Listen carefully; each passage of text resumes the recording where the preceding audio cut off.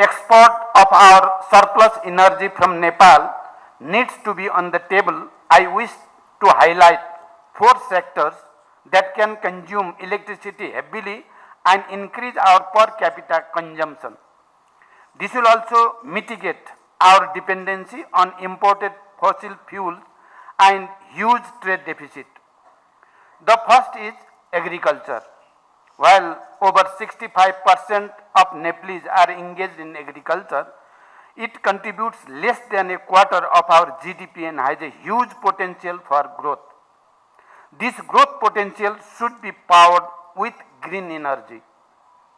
The second is industries that still rely on diesel and coal as well as biomass that pollute our environment. The government of Nepal will work to ensure that industries across Nepal have access to green energy priced at competitive rates. The third sector is cooking. If we can get all Nepalese to cook with green energy, it will contribute to protecting our forest and also greatly reduce our dependence on imported LPG. The fourth and most critical area is transportation. The import of vehicles may continue, but we can make a transition to electric modes of transport so that our import of fossil fuels declines, and this contributes to mitigate the adverse impacts of climate change. I understand all these issues will be discussed during the Power Summit.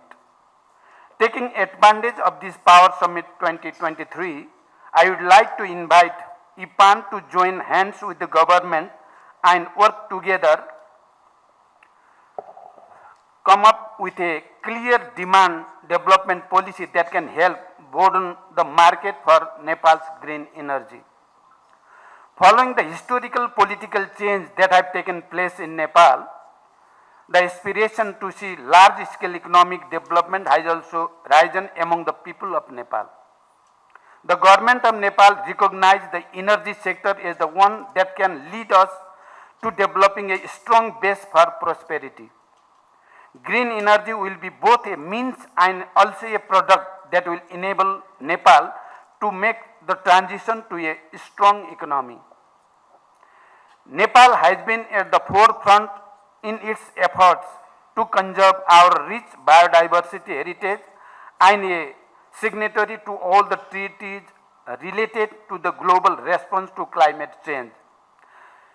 In Nepal, we have a very clear opportunity to attain our goal of becoming net zero by 2045.